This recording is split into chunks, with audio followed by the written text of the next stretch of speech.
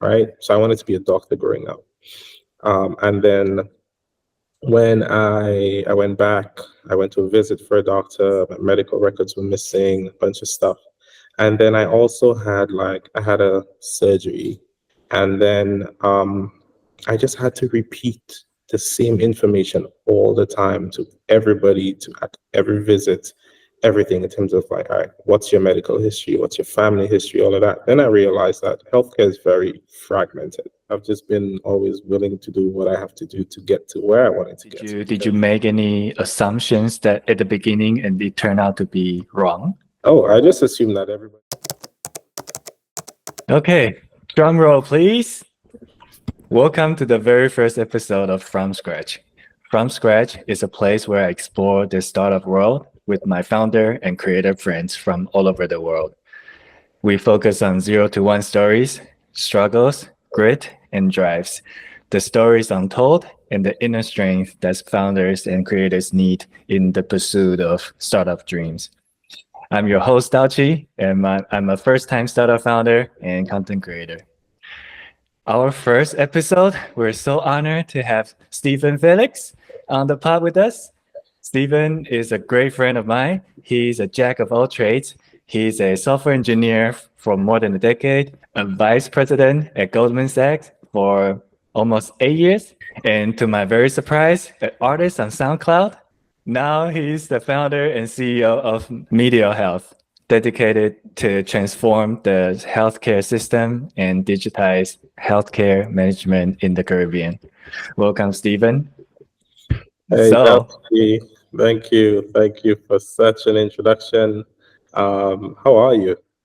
I'm good. I'm good. Very excited for the pod. How are you? I'm good, thank you. I mean, I love to talk about this journey. I love this journey as well. So it's always nice to talk about it, because one of the things I realize is when you talk about it as a founder, you also receive insights and additional, like, I don't know, just like confirmations and everything like that. So it's always nice to be on those and just talk about the journey, see what like I can learn from you, what you can learn from me, and what the listeners can learn from both of us. So yeah, I'm happy to be here. Yeah, I'm sure I will learn a lot more from you. Nah, don't say that. All right, so tell me about the SoundCloud. Why did I find you on SoundCloud? So no, I'm not like a musician on SoundCloud. I just have an account, and sometimes I would, like, I don't know, upload some type of track. That was like such a long time ago. Such a long time ago.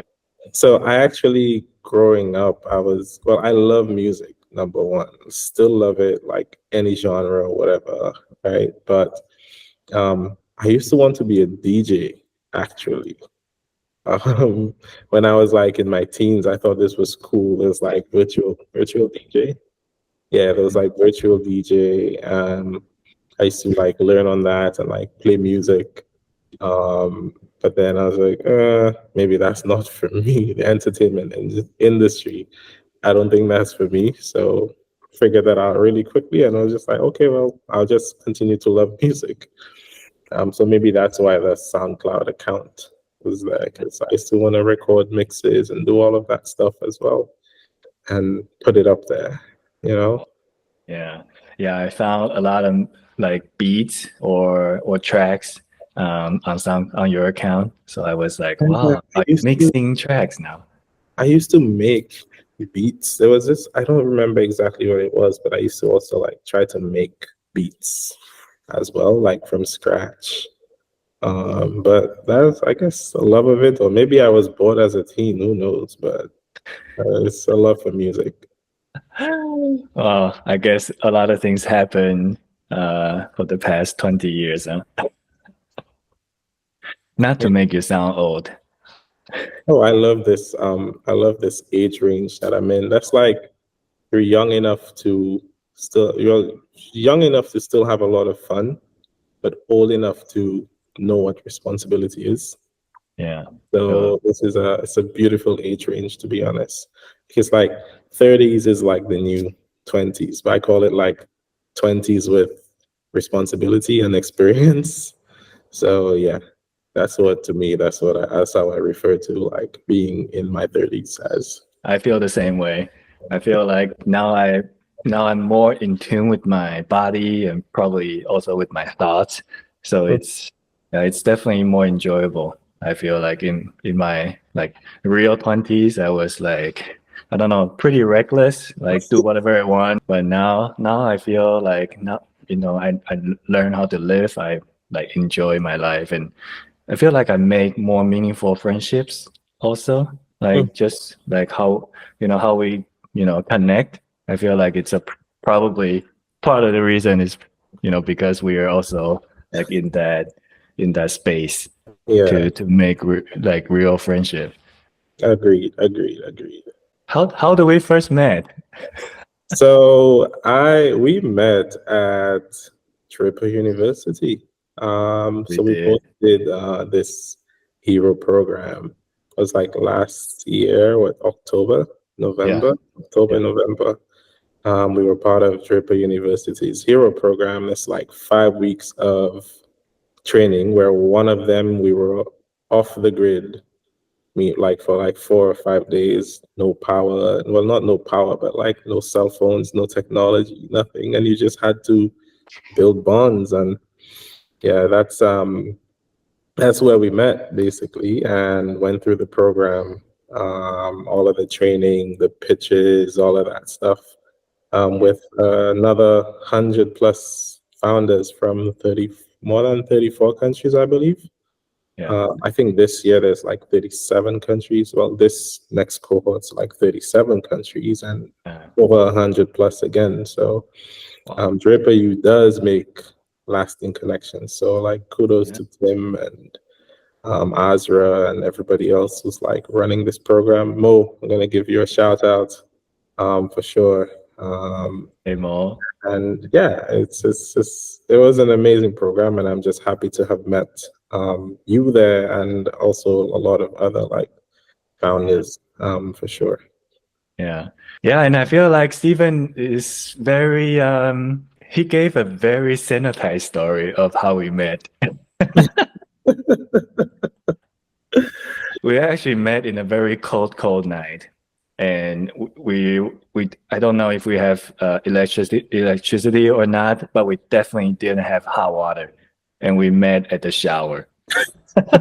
Oh, yes, we did. They told us about like, oh yeah, there's warm water or whatever, and I thought there was warm water, but then I got to the shower and this thing was ice cold, and I was just like, no way, Stephen. You're going to shower in this. And then guess who walks in? Daw-Chih walks in. And A that's lot what, of people didn't bother to go shower. Like yeah. it was just way too cold. We're forever trauma bonded. I think that's what's happening. Yeah. Besides the introduction, like what do you want people to know about you? I grew up in the Caribbean. I just mentioned that, from the beautiful island of St. Lucia. Um, we just had Carnival, which is like a celebration of our culture. It was like beautiful. There was so many like celebrities and whatnot coming to our Carnival. I think not I think, but Chloe Bailey was there. Right, there's like a bunch of like really, really well-known people. This lady from Game of Thrones who did the dragons, she was there as well, I believe. Really? Yes, I think she was there. I forgot her name, but she was Yeah, also there. I So it's just also like, forgot. yeah, Yeah. it's in Lucia Carnival. It's just there. And I went to the US for college, in Chicago. So imagine leaving the Caribbean where it's 80 degrees year round, and then you go to Chicago, which is like one of the coldest and windiest states. So I don't know. This just always shows that like I've just been always willing to do what I have to do to get to where I wanted to get to, because um, got a scholarship, had to take that because again, like there's not there's when the opportunity comes, you really just have to take it and jump right in, and I think that's also one of the things that we learned at Dripper as well, where we just had to jump in the pool even though it was cold, right? Yeah. So like it's really um it's just really like this fighting spirit that comes from a founder, and that's super important as a founder. And I'm just happy that I have this, and I'm just willing to always go the extra mile and work really hard because I don't know, founder journey is like super, super difficult. So By the way, I was not a VP at Goldman for 8 years. It was only about like five. okay. Um, about 5 years because I had a like 10-year career at Goldman. The Mm. first five started as an analyst, got to VP after I think 5, 6 years, and then the remaining time I was a vice president in the engineering division. Worked mainly on we had built a cybersecurity product that Wow. allowed us to correlate hackers. So the firm knew what to protect against if they saw like an IP address from some hacker. So they knew all of the friends we need to protect against all of the friends of that hacker, all of the aliases or whatever. Right. Wow. So built that. And then in investment research, I basically redesigned how investors would consume research from the research portal, how they would sign up for things, how they would like be notified about it and whatnot. So that's what I did at Goldman, and then oops, just jumped right into medial, and that's Wow. why we're here today. Yeah. Wow. That's a very cool journey. And the product you built in Goldman sounds pretty badass. Yeah, and then they sold it to a cybersecurity company, and that's Wow. when I knew that, like, you know what, You I can do anything. I can actually build things that people will want. Yeah, exactly. So did that give you the confidence to go into media? Yeah, that did give me some confidence. I Mm. wasn't the lead engineer on this project, but I was like pretty senior on Right. it, right? The lead engineer was my manager, Mickey Chern. Super, one of the smartest people I've met, man, and that just kept pushing me to be smarter. Uh, Right. I'll tell you a funny story. Like Please. he'd be reviewing our code because in like software engineering, there's the code review process and everything. And every time when like I had to review his code, like I would never find anything wrong, anything to comment about because it was really, really good. And this one time where I had a comment and I was like, hey, I think you should change this thing and do X. I was so proud of that because it was just like when someone is so good at what they do and you're learning from them, and then you finally get to a place where you can say, you know what, I think we can do this slightly different. Mm. I think it just shows like it's a proud moment, and it's a learning. It just shows that you know what, you're learning and you're growing and you're starting to develop your own identity, your own pathway as a software engineer. Right. So yeah, that was like, I don't know. I was so happy that I could have done that Wow. as an engineer. But yeah, but Medial's here now. So Yeah. we'll talk about that. Sure, sure. Let's talk about that. So how did the idea came about? So ever since I left, when I left the Caribbean to come to school in the US, I was always like, hey, I would love to go back and be like I don't know, catalyst for change or institute some type of massive change in the Caribbean. And I wanted to be a doctor growing up, right? Mm. Because culturally, like when I was growing up as a kid, like infant to like till I was like 12, 13, when I started to like computers, you always heard like people would praise the either doctors and nurses and teachers and like the traditional jobs. They would be like praised in terms of like growing up, you either had to be a doctor or one of those doctor, lawyer, nurse, something like that, right? So I wanted to be a doctor growing up. And then when I went back, I went to a visit for a doctor, my medical records were missing, a bunch of stuff. And then I also had I had a surgery. And when that after that, like not the surgery was not in St. Lucia, I was in New York. Like I needed to have a procedure done. And then I just had to repeat. the same information all the time to everybody, to at every visit, everything in terms of like, all right, what's your medical history, what's your family history, all of that. Then I realized that healthcare is very fragmented, right? Mm. So that just led me to say, you know what, like, how can I carry my medical records around, right? Those in the Caribbean and also whatever's in the US. How can I carry that around? And I know there's tools in the US that would do that, but back then, like for a while, and the government in the US, they're doing work to change that now. But the hospital across the street, if it was a different like hospital, your medical records were not shared across those, even if it was like right across the street, even if they were on the same version of Epic, whatever. So my whole idea just came about like, and how can I carry all of my records everywhere I go to any country, whatever, because I'm the patient and rightfully they should belong to me, right? And like, how can I do that? But also, how can I change the Caribbean by doing that? So I built a mobile app. I had a co-founder at the time, Sam, met at Goldman and everything, but we were both doing this part-time, right? And when we did that, we built a mobile app together. And then I went down to St. Lucia and I showed the permanent secretary of the Ministry of Health. The permanent secretary is basically responsible for putting any of the plans into action for the government, right? So they're more like the executioners when it comes to like the different governments and ministers and whatever, right? So showed it to the permanent secretary. He was like, this is really, really nice. Like, how can we get this into the hands of more people? The problem with the mobile app is that who would feed the data, right, into this mobile app? Like, is it the patients that would do it? And me as a patient, if I built this thing and I'm not even using it all the time because I'm not going to the doctor 24/7, right? So I'm not using this all the time. So I figured like, hey, we need more than just a mobile app, right? We actually need electronic medical records, something that's affordable, something that's built for the Caribbean, right? Something that's built to work with sometimes the limited resources that we have in terms of a lot of hospitals don't have like huge servers or money to go and get those servers, right? A good server is easily 50, 60, 100,000 US dollars, right?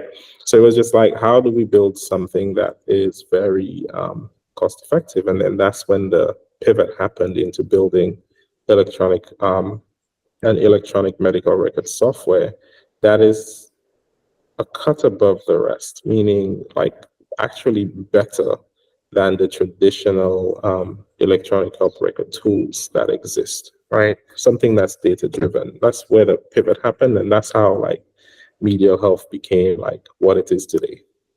Wow. And when the pivot happened, were you still part-time? No, so when that pivot happened,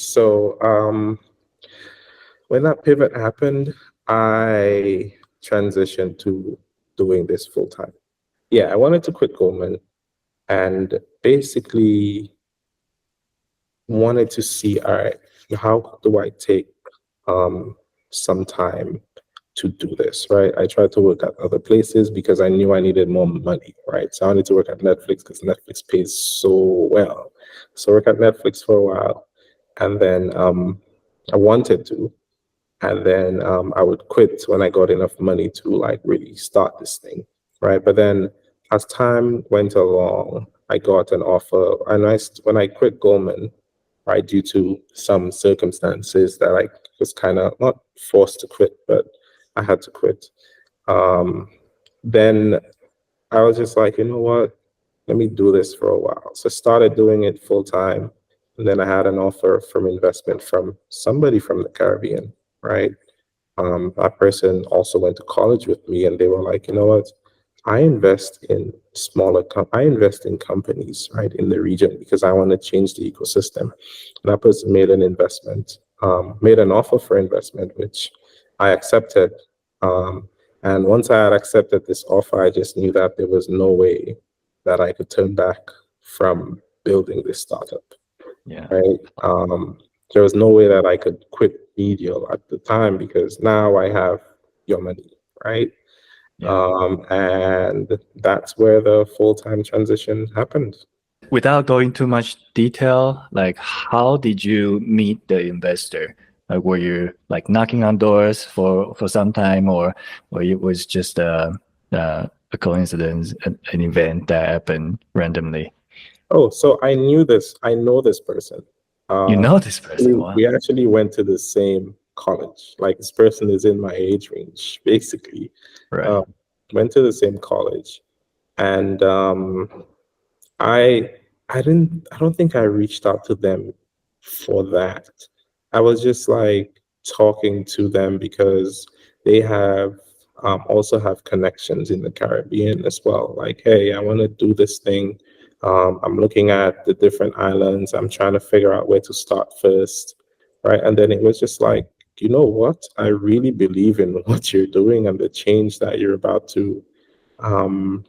change that you're about to create. So here's what I'm gonna offer to invest this much in it so that you can get started, right? And that was like a six-figure US. I'm gonna just say it was like 100,000 US dollars Right. to go ahead and start building Medial, right? Yeah. This was like when I knew when I once I had this money or I had this offer, this just gave me a bit more confidence that you know what, Stephen, like this is actually along the lines of what you need. This is what you need to start this, right?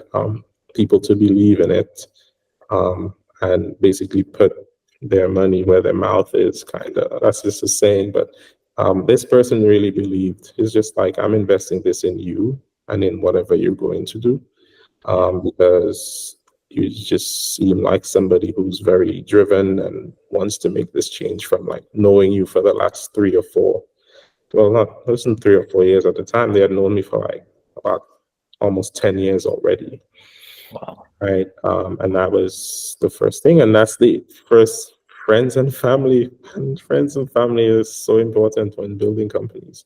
And But yeah, that's 100,000 is not little either. and it's It's not a little. very good friends and family round. Like How? there are like 100,000 US dollars. That's lifetime.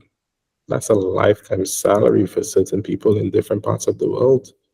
Yeah, Right? exactly. So it's a Yeah. lot of money. Yeah. In St. Lucia, is it also a life-changing amount of money as well? Yeah, it is a life-changing amount of money. Uh, Mm, it yeah. is a life-changing amount of money. Like some people make a lot of, this is above what a lot of people would make for their entire lifetime, basically. Mhm. So you were able to use that money to hire engineers, hire employees, and build Yeah, out the project. yeah, basically. So I was able to use that money to do a couple things. Hire, I guess, my first engineer and also first employee. I wasn't paying myself because I mean this really had to go towards building the business, right? Wow. Had to travel sometimes because I was in the US at the time, so I had to travel back and forth to the Caribbean Yeah. for meetings, for different types of things like meetings, prototypes, conferences, whatever. Because back then you're still doing a lot of research. You want to do market validation, you want to do all of that. So I had to use some of that money to do that. And Yeah. also that money was basically used to build out the MVP, right? Had to pay a designer as well because I had an idea as to how I wanted the application to look, right? But then I had to pay a designer to actually design a prototype, have some clickable prototypes so that people can walk through it and click through it and say, okay, well, this is how this is going to work, right? Mhm. So that's what this money was primarily used for, just to give us a start, which was a very important start. Talk about that prototype. How refined it was.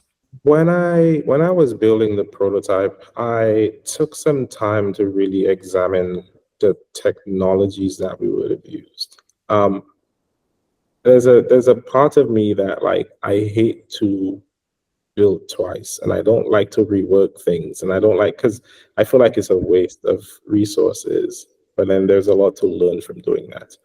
But while I was building the prototype, it was really just exploring the different types of technologies. I had this model on how the application should work, and we still use it today, right? We're just building on top of it, but we still use it today. Um, and a lot of the things from the prototype are still there. We've just built on top of it because for me, it was just like foundationally, this needs to be correct. um, we need to be able to maintain this application in the long run, right? We need to be able to, it needs to be able to scale, right? I did read a lot about like companies and founders and applications where the prototype was rushed and we just needed to get something out there. So we built it so that it worked. But then the long-term vision, the long-term like scaling of this application, right, couldn't really happen because of how it was built. So I really took some time and I took the time to ensure that this was foundationally correct. And as a software engineer and I would say the invaluable experience that I gained from building software at Goldman Sachs, it really, really helped to ensure that, you know what, like we built something that was scalable, maintainable, and everything. And we had like the right type of monitoring and everything on it, just to make sure that like as this application continued to grow, that that it can be super scalable and like very, very cost effective to scale, in other words. So Right. yeah, still there, most of it. How that's pretty cool. How long did it take to build the prototype? Um, to build a prototype, to like have something working and running, it took about 8 months to build something and have it working and learning. So by then we already had a doctor on the team. Like when I first started Medial, our first doctor, she had just come back from university in Taiwan. That's Dr. Ella Nelson. So she had just come back from university in Taiwan, and I knew her before that, right? And before starting Medial. And we were always talking, all right, this is how this should work. This is how doctors work. Because again, I'm an engineer, so I needed the subject matter experts, right, to Yeah. really highlight and hone in on like how doctors worked and everything. So so basically it took about 8 months to get something that we can actually put in front of doctors and people and be like, hey, this is what we're doing. This is how it's going to work. Here's a small demo, right? So yeah, that's about the amount of time it took. Mhm. Um, So the purpose for that prototype was to present to doctors, clinics, like healthcare institutions. yeah, basically, because as much as electronic health records have been around for a long time, Caribbean Mm. market is pretty new to that. Like it's still heavily paper based, right? Mm. So when you tell like, and it's also the bigger institutions and government institutions who've like spoken about going digital, but not like the smaller private clinics, right? Who were initially going to be who were going to be our initial first types of customers, or they are our initial first customers, because we're still a bit focused on them at the moment. Although we have conversations with hospitals now. But Mhm.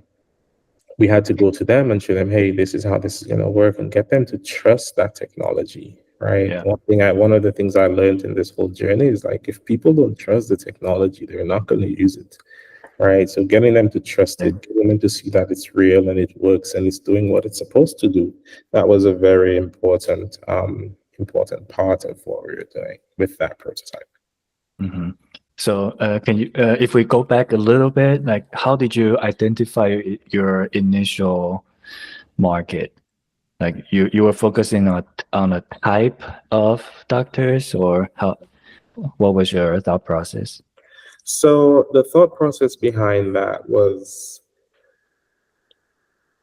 that change needs to happen, right? So I wanted to go the path of least resistance, right? If I started to target the governments first, right? Government contracts take a really long time, right?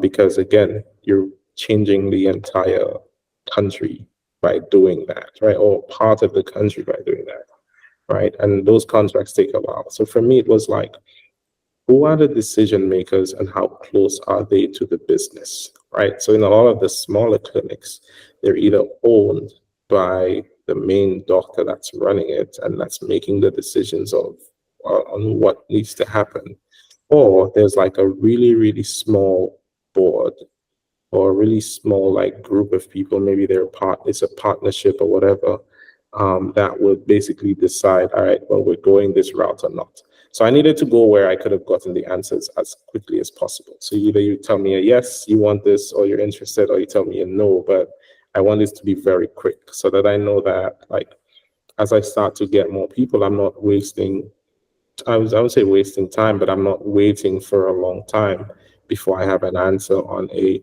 yes or a no, right? And that's what really helped me identify which part of the, like what types of clinics, what types of, what the size is based on the number of physicians, all of that type of stuff helped me realize that, all right, Stephen, this is what you need to go for because you're going to get your answers quicker from them.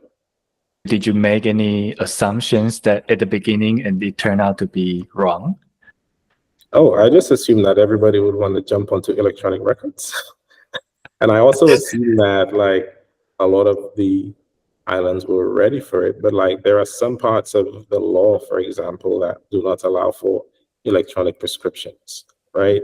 Like there are certain things that like, again, like that I believe that we as medial are gonna institute the changes and really like be the catalyst for these types of changes, right?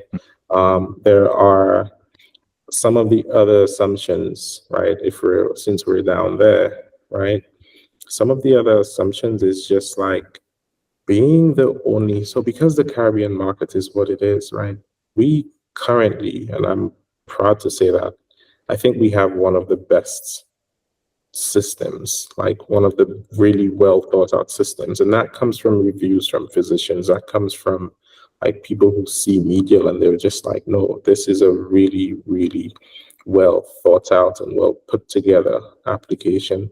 And I just thought that if the market is new and you have a really good product, then people are just going to gravitate towards it. But nope, you still need to do that work. You probably need to do more work, right? How is that? Because you have to get them to understand what you're doing, right? Imagine, I don't know when the first uh, car or the wheel or the first engine or whatever, right? The first gas engine or whatever came out, right? People had to understand what this was, right? So with medial, people have to understand, okay, how this works and where are my records going to be stored, and if something were to happen, how do I recover? How do the backups work? Blah, blah, blah. If there were many players in this market, somebody would have already understood, right? They would have already done this marketing to say, well, this is what's going to happen. And Medial came in and just like, well, Medial is just another one of those. But because we're trailblazing in this market in the Caribbean, we have to be the ones when it comes to marketing, when it comes to like helping people understand the security and everything that we put behind Medial. We really have to do that work. And that's what we continue to do and continue to measure day in, day out, right? So that's why I'm saying you need to actually work harder, because you're introducing a new product, a revolutionary product into a market that is not, where the focus is not, I wouldn't say the focus, but like the market is not like saturated. So you still have to do a ton of work for that to happen. Yeah. No, I totally agree with that. And it's not just for, player number one. It's also for other players in the market that follows. People really think that, you see a demand and you have a product that works really well, then it should sell. But it's really not the case. It takes a long time to not convince, but make people trust you. Mhm. and they need to try. They need to feel like they need to feel that initial pain first. I think that's the most probably the time that takes the most and out of your control. If they don't feel that pain, they don't see why they want to use you. Mhm. So yeah, so it's I think that part of the process is definitely the hardest. That it takes the longest. That you just need more patience. Yeah. Yeah, I've learned when you say the word patience, and I don't know if I thought I was patient before starting this company. Jeez, you need that patience, especially when it comes to like running a B2B business. Because Mm, imagine telling a customer that, hey, you're gonna have to change your processes, right? There's change management. So you're gonna have to change your processes, right, by getting onto this platform, right? Like that's something that's gonna need to be evaluated and everything. So yes, patience for sure is definitely something of like a quality in me that has significantly improved. yeah, The sales cycle in healthcare for health technology is not short. Like it's not like, hey, you just see something on the shelf and you're gonna buy it. No, that's people's lives, that's people's data. That's one of the most valued pieces of data, to be honest. mhm, And it just takes a while, especially as it's like new technology in a region that I mean they understand or they have an idea as to what it is. But again, to trust that technology to do all of that, I think it just requires a lot of patience. mm. I was just wondering if back when you started it, the health system is based on paper, and because that for me it's already like, oh my god, what's going on? And so the doctor at the time didn't feel the pain.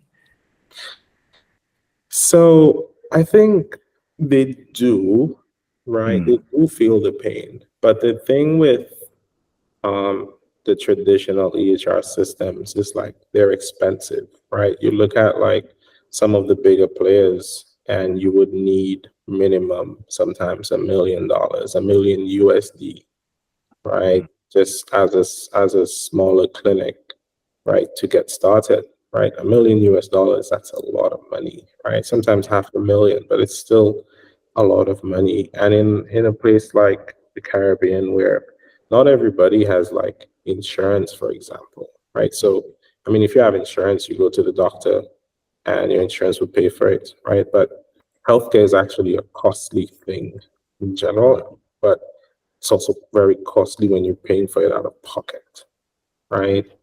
And having to just imagine having to shell out that type of money up front, right? A lot of money up front to get a system, right?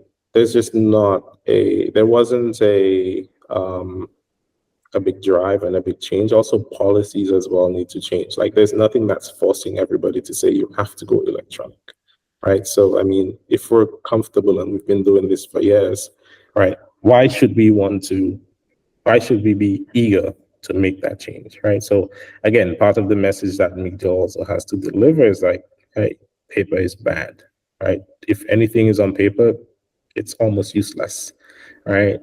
So we have to drive that type of message to say, like all of that. Look, hurricanes. We just had a really, really bad hurricane, Hurricane Beryl, which unfortunately, like, just destroyed almost everything on one of the smaller islands, right? And I'm here thinking of paper records. Well, not primarily like people's lives, number mm, one, and their livelihoods and everything that's destroyed, but also like just whatever hospitals or clinics or whatever that might have lost a roof. That means all of this valuable patient paper records are now gone, right? yeah, That's yeah, one of the dangers, you know. So just thinking about all of that, it's really a driver to say, you know what, Stephen, you have to continue doing this because in the region, and come on, it's global warming. Those storms are only getting worse, right? Those hurricanes. There's like a fire. One of the hospitals in St. Lucia burnt down a couple years ago, right? Yeah. Just imagine the paper records that were lost there as well, right? And these things are unrecoverable. There's no backup of those paper records anywhere else, you know. So just being driven by those things and thinking about the future of the Caribbean, the future of the world, how can we institute that type of change? I think this is what really drives me and keeps me going on Yeah. this journey. Just want to make sure your family's good. Yeah, everybody's good. Like the hurricane didn't really affect St. Lucia much. Okay. It was more like some of the Grenadine Islands, so that's like near Grenada. Mm, Between St. Vincent and Grenada, there's like a couple of islands there.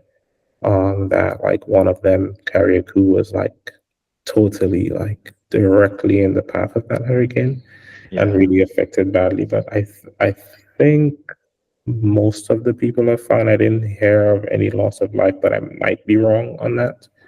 Mm, Just don't want to quote that, but just a lot of like yeah. destruction Yeah. to No, property. we have friends that didn't have receptions for weeks. Yeah, That was crazy. Yeah. yeah. God. I mean, reception and cell phone service, that's one thing, but then losing so much like property and all of that type of stuff, I think it's Yeah. also it's very, very, very big. Yeah. But yeah, we just want to do at Medial, we just want to do what it takes to help strengthen health systems in the Caribbean. And I think getting off of paper is one of the key things, because once you have that data, now it's electronic and you have actual like Mm, statistics, you can run reporting, you can do a lot of analysis on that type of data. You can even start to do research in the Caribbean, because can you imagine like medications are being created by pharma companies and we use them in the Caribbean, but none of our data actually goes into that research that happens to create these drugs, right? So there's so much change and improvement that can happen when it comes yeah. to just getting us into the digital era when it comes to healthcare. Mm, mm. Yeah. You're doing very meaningful work. So keep going, man. Yep. Thank you. Could you tell us a time where you struggled the most? Like, do you have a memory, a story you want to share? So I don't think it's like a specific story, but it really comes around like people management, Yeah. right? Like people management is something that it's something that like it could be very sensitive, right? So when you're looking to like grow the team, for example, and you want to hire and you want to do that stuff, right? It becomes challenging because as a startup, right? You don't want to make mistakes, right? You want to hire the right people for the right reasons and keep the right people at the company and let people go and all of that type of stuff. So you really just always want to be sure and certain that you're like making the right choice, and you're bringing on the right people. So like that's one of the areas that I had a little bit of a challenge with in the beginning of this year, because some had to finalize some terms with one of the um, employees, had to finalize one of the terms, had to bring on new people. We had just gotten this investment, so had to hire more. And yeah, I think it's just really around the people stuff and just getting the right people Right. um, in the right seats, not just the right people at the company. Because sometimes, like, I was reading this book, I think Good to Great, and Yeah. they spoke about like not just having the right people on the bus, but having the right people in the right seats on the bus, right? Because sometimes you will hire somebody and they're great and they're all sold for the mission and everything, and whatever you hire them to do, that's not what they should be doing. And then you have to find your way to move them around and convince them that, hey, this is where I think we can have the most impact and we'll be happier, and we both will be happier. But Mm, it takes a bit of convincing to do that, because right. if I tell you, hey, I come in as an engineer, and instead of an engineer, you're like, you know what? You're really good with product and talking to customers and everything. So maybe you should help do product management for a little bit. It's a thing. So it's really like just putting the right cogs together and the right people and all of that. That's one of the challenges that I guess I've had. And it continues to be a challenge because we'll continue to grow this company. Um, and a second thing is also like funding. So it's in the Caribbean, it's really hard to raise money, right? Yeah. So I think we're looking to raise some more money pretty soon because we would need to. Because as the customer base grows and the application and everything, we need more people to support that. We need more engineers, more. We need to do more sales for sure. So Yeah. definitely, it's always a challenge to raise money, especially in the Caribbean, where I guess the understanding of equity investing, or there's not the understanding of equity investing is not like such a big thing. People go for more the traditional type of businesses where I can get my money like almost immediately, instead of putting it into this country that I'm gonna have to wait like X number of years for an exit, right? So that's I think been the two or three major things when it comes to like just building and running media really well. And when, for example, the people things happen, like it's on my mind 24/7, like 24/7. I think about how Yeah. to get this thing working right.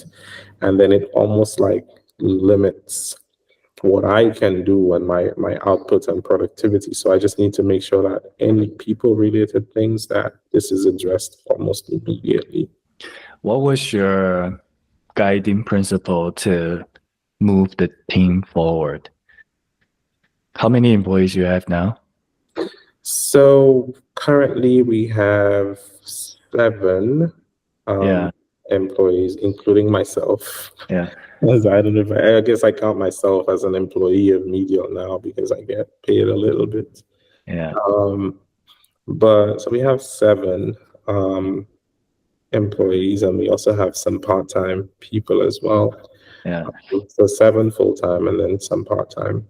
Yeah. And Um, did you go through a period where 7 people didn't mean like moving faster?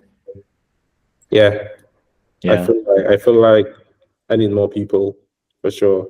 But they're growing the team from like 1, which was me, to 7, and having to make decisions along the way. I just feel like, you know what, it's just awesome. And it's 10, I would say, people who are like primarily involved with media. But Right. like, it's like I have a really, really awesome team, to be honest. Super awesome team. And I just feel like it's just been very I can't it's cannot do this alone for sure. So just now we've built like a leadership team as well where we have some leaders in the various like sections. So engineering has a leader, which I unfortunately still lead. I need a CTO. We definitely need a CTO at Media. But there's one for that. We have like a marketing person, we have head of product, we have head of business development, right? In this leadership team. And now I feel like I'm not making the decisions by myself, right? So I have an entire team to do that, which was like which is very, very important for like the growth. They say that if you want to go far, right? You have to, if you want to go fast, you go alone. But if you want to go far, right, you go together. I guess that's what the saying says. But just having this team now, and sometimes the decisions that are made, I'm not like, it's not what I would want to do initially. But then over time, I see like the long term, like this is actually better than what I was thinking. So again, one of the things I learned as well is you hire people that are better than you in certain things because you want that. Like you're not gonna, as a founder, you're not gonna be great at everything. I know like engineering and programming and coding and solving those engineering problems, that's my strong suit. But then when it comes to business development and marketing and all of that, like I'm not a strong person in those things. So you hire the people, right, who are qualified and who are very good at doing those things so that you can trust them to do it once they have enough context. I was wondering, what was your journey to get your first paying customer? So there was a conference. So there's the St. Lucia Medical and Dental Association, right? And it's an association for all of the doctors and dentists and everybody, like people in the medical field. So they have a conference annually in St. Lucia. And that year medial sponsored that conference. And I presented, myself and Dr. Nelson presented on digital health, right? I presented the technology side. She came on and did a case where there was a patient, and because the information was digital, they were able to see from the file that that patient had a condition that if they had treated them the traditional route, that patient could have possibly died, right? Wow. But because now that information was available readily, and that's what that's what EHRs and digital technology does, it should make the information readily available. You're able to do that. So from that conference, we got some interest and some people to sign up, right? But then that conference happened in November and November 2022 and February of the following year. Like our technology wasn't ready yet, but February of the following year, a customer called and they were just like, Stephen, I remember your first customer. I remember your technology that you were speaking, that you had a system that you were building at the conference. I was like, yeah, we're building. It's like 95% ready. And then he was just like, I'll try it. Like Wow. me and my practice, we're going to try it because we need to help. We need to manage the patient information better. So the system wasn't 100% ready yet. But we just figured out, you know what, this is exactly what we need to do to get it to a place where it's ready. And then we're going to make those improvements with their feedback, with their reviews and everything. So we would meet with them periodically. Hey, this thing is not working the way I wanted it to work. It's not as efficient. And then we've just created this feedback loop with them. And we were able to, number one, satisfy them. They used it for a while they used it for free for a while because we were making the improvements and the changes. And then we just had a date and we said, all right, by this date, you're going to pay us to use the software. So then we locked in a price and everything. And then they've been customer one and they're still a customer. I'll tell you about the second customer. Please. This is the magic of technology and doing like really innovative and good things. So when the second customer was from, it's almost like a referral. Or in fact, I wouldn't say a referral. It was really this person who worked at the second customer's medical facility, was a patient of the first one, right? And they were just like, well, I have a different interaction with my doctors now, right? Because I get messaging, I get proper communications, they're timely, all of that type of stuff. And they were just like, why don't we have that at our practice when we're a much bigger institution, a much bigger medical practice? We have more patients, we have more of that. So why aren't we automating those types of communications to patients? And that's how the second customer came about, right? So it's a little bit of word of mouth, basically. So word of mouth is, again, going to be always the number one marketing tool. But that's how like customer number two came about. That was in St. Lucia. Yeah, it also speaks a lot to your product. It definitely brings value, and that's why it's referral to the second. Yeah. Nice. Okay, so the long part is done. Now I'm gonna do some quick fire if you're up to it. Ooh, let's go.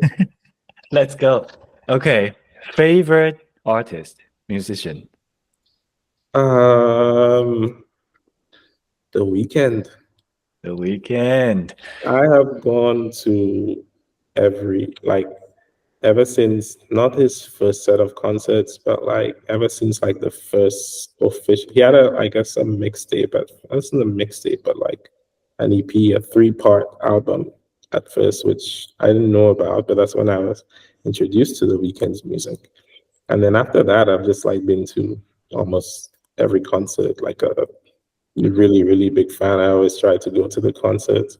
Yeah. When there's an album out, I listen to the entire album, like for weeks probably, and I find my favorite songs, and then they just become my favorites. So I would say The Weeknd, but I also I love Afrobeat too. So Mm, it's not really like a favorite artist, but I love Afrobeat. But yeah, nice. Favorite book or podcast? favorite book.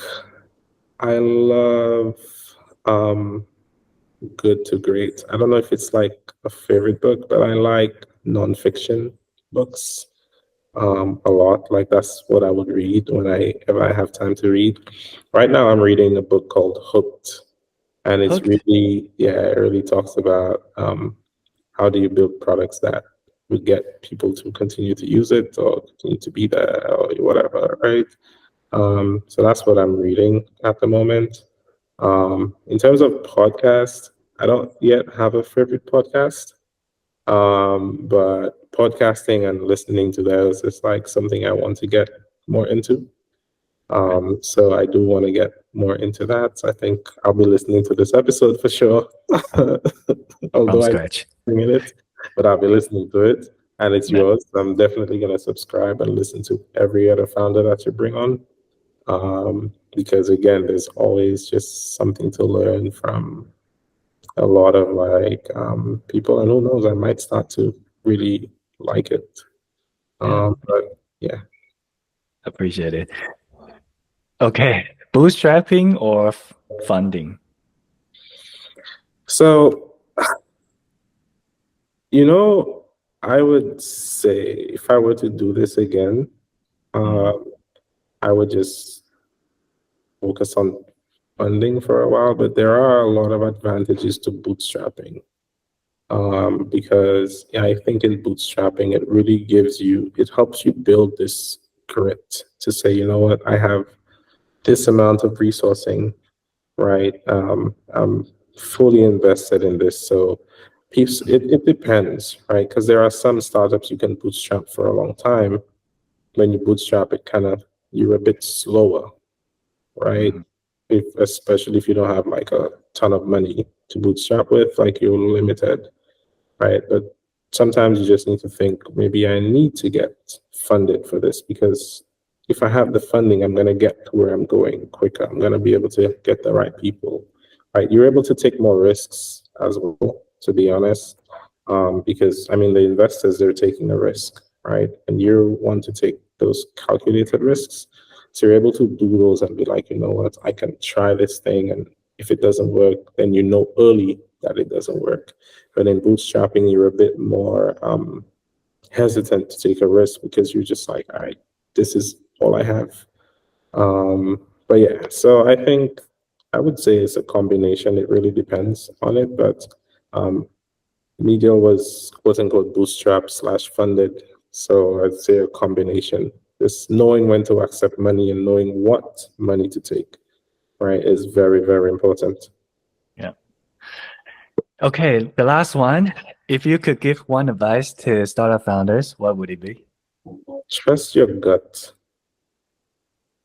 Love that. right? Like, trust your gut because a lot of times, like over 90% of the times, that gut feeling you get, like, you correct, right? So continue to trust your gut, especially earlier on when you don't have a lot of people, you don't have a lot of like teammates, but even when you do have team members, right?